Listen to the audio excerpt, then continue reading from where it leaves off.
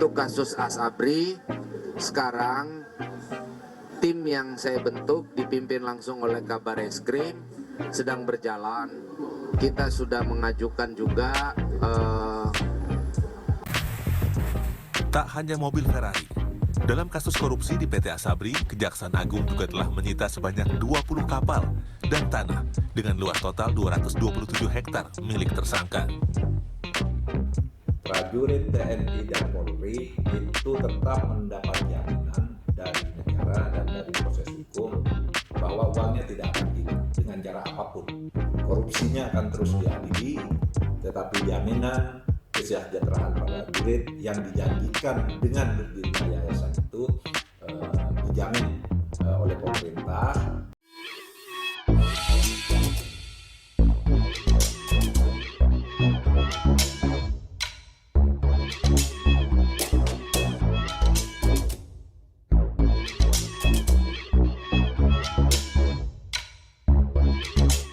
Tonton video ini sampai selesai agar Anda tidak gagal paham.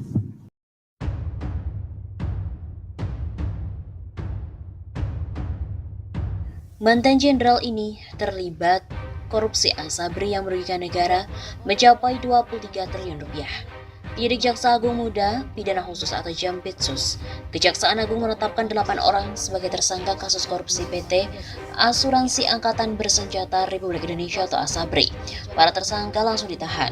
Skandal korupsi yang diduga terjadi pada periode 2012-2019 itu ditaksir mengakibatkan kerugian negara mencapai 23 triliun rupiah. Menariknya, selain melibatkan mantan jenderal, kasus ini juga menyeret Beni Cokro Saputro dan juga Heru Hidayat yang sebelumnya menjadi tersangka korupsi PT Asuransi Jiwasraya. Sedang ke-8 tersangka tersebut adalah 1. Meijen Purnawirawan Adam Rahmat Damiri sebagai mantan Direktur Utama PT Asabri periode tahun 2011-2016. Lejen Purnawirawan Sony Wijaya, mantan Direktur Utama PT Asabri periode Maret 2016 sampai Juli 2020. Kemudian Bahtiar Effendi, mantan Direktur Keuangan PT Asabri periode Oktober 2008 sampai 2014. Kemudian Haris Tiono, mantan Direktur Asabri periode 2013-2014 dan 2015-2019. Yang kelima Ilham Dwi Siregar, Kepala Divisi Investasi PT Asabri pada periode 2012 sampai Januari 2017. Kemudian Lukman Purnomo Sidi, Direktur Utama PT Prima Jaringan. Kemudian Beni Cokro Saputro, Direktur Utama PT Hanson International Tbk, dan Heru Hidayat, Komisaris PT Trada Alam Minera. Para tersangka itu langsung ditahan oleh jaksa tim penyidik selama 20 hari ke depan sejak Senin 1 Februari sampai dengan Sabtu 20 Februari, kecuali tersangka Beni dan Heru. Hal ini lantaran keduanya sudah ditahan karena berstatus sebagai terdakwa pada kasus Jiwasraya. Para tersangka ditahan selama 20 hari ke depan di Rutan Salemba, Cabang Kejaksaan Agung, dan di Rutan Jambe Tiga Raksa, Tangerang. Begitu kata Kepala Pusat Penerangan Hukum dan juga Kejaksaan Agung Leonard Ebenezer Simanjuntak dalam penjelasannya di Jakarta.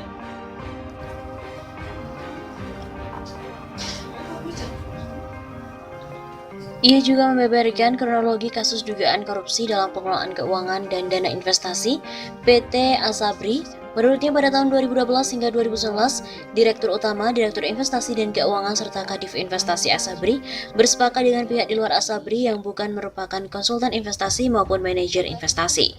Pihak luar itu adalah Heru Hidayat, Beni Cokro Saputro, dan Lukman Purnomo Sidi yang selanjutnya bersepakat untuk membeli dan menukar saham dalam portofolio Asabri dengan saham-saham milik Heru Hidayat, Beni Cokro Saputro, dan juga Lukman dengan harga yang telah dimanipulasi menjadi tinggi dengan tujuan agar kinerja portofolio Asabri terlihat baik-baik saja.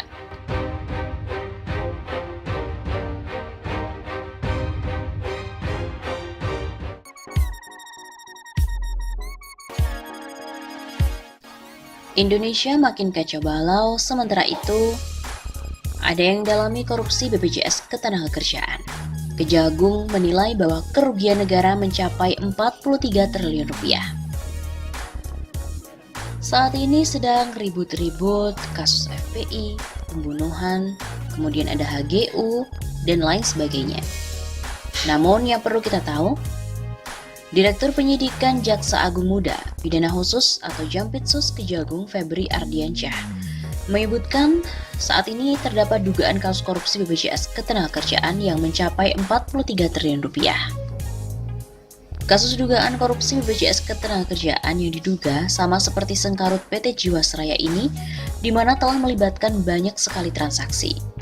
BPJS sampai sekarang masih dilihat karena kayak Jiwasraya, transaksinya pun banyak, nilainya sampai 43 triliun rupiah. Dan itu ada di reksadana serta saham. Kata Febri saat ditemui di Gedung Bundar, Selasa, 29 Desember. Dia juga menjelaskan, dugaan kerugian negara mencapai 43 triliun rupiah dalam investasi BPJS Ketenagakerjaan tersebut, dalam bentuk saham dan juga reksadana. Kejaksaan juga mempertanyakan investasi pada saham dan reksadana. Febri juga menjelaskan saat ini pihaknya masih melakukan penelusuran apakah investasi yang dilakukan oleh BPJS Ketenagakerjaan itu melanggar hukum atau tidak sehingga mengakibatkan kerugian negara. Penelusuran ini dilakukan dengan cara menarik kembali proses investasi. Jika nantinya terbukti terjadi penyimpangan, maka pihaknya akan melakukan pendalaman.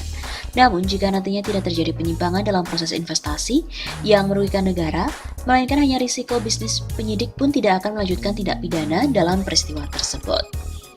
Atau mungkin ada kerugian, tapi dalam kapasitas risiko bisnis tidak ada pidana. Nah, itu sedang diperiksa oleh pihaknya. Begitu pungkasnya.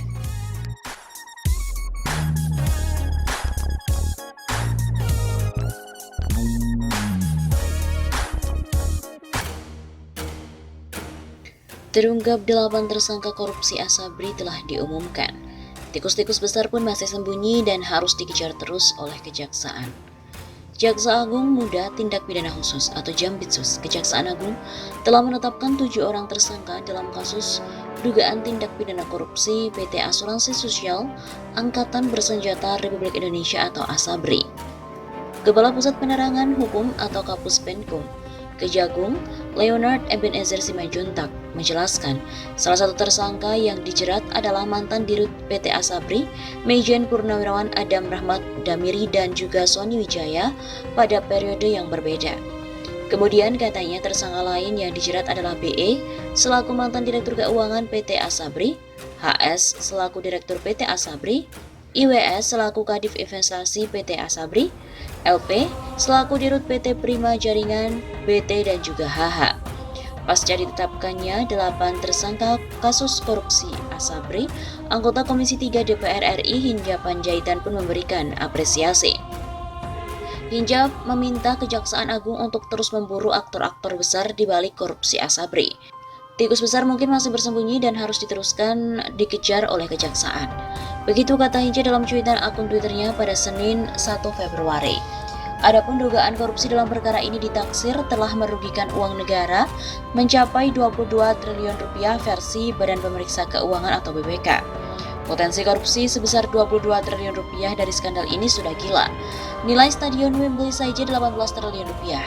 Masih sisa 4 triliun rupiah itu duit. Tandas mantan Sekjen Partai Demokrat ini.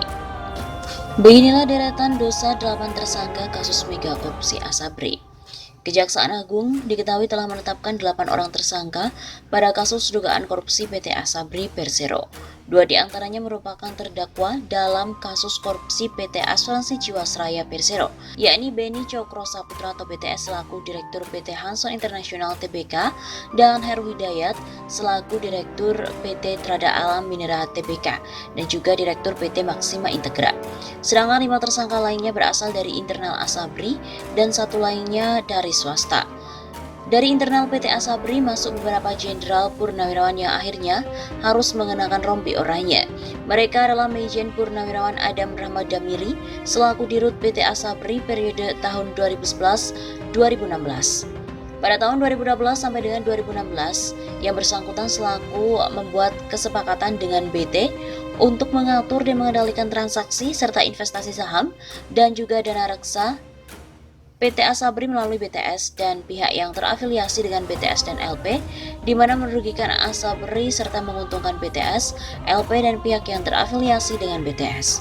Begitu kata Kepala Pusat Penerangan Hukum Kejaksaan Agung, Leonard Ebenezer Simanjuntak, Senin 1 Februari. Selain juga Adam Rahmat, terdapat pula Jenderal Purnawirawan berbintang 3 lainnya, yakni Lejen TNI Purnawirawan Sony Wijaya selaku Direktur Utama PT Asabri Persero periode Maret 2016 sampai dengan Juli 2020. Pada tahun 2016 sampai dengan 2019, yang bersangkutan membuat kesepakatan dengan HH untuk mengatur dan mengendalikan transaksi serta investasi saham dan reksadana PT Asabri melalui HH dan pihak yang terafiliasi dengan HH, di mana merugikan PT Asabri dan menguntungkan HH dan pihak terafiliasi dengan HH. Sebut Leonard. Selanjutnya, tersangka lain adalah BE selaku mantan Direktur Keuangan PT Asabri periode 2008 sampai dengan 2014, serta HS selaku Direktur PT Asabri periode 2013-2014 sampai dengan 2015 dan 2019. BE dan HS bertanggung jawab dalam perencanaan, pengelolaan investasi dan keuangan, serta pengendalian, menyetujui pengetahuan serta pengendalian investasi saham dan reksadana PT Asabri yang dilakukan oleh BTS dan HH tanpa melalui analisis fundamental dan analisis teknikal yang merugikan PT Asabri serta menguntungkan BTS dan juga HH.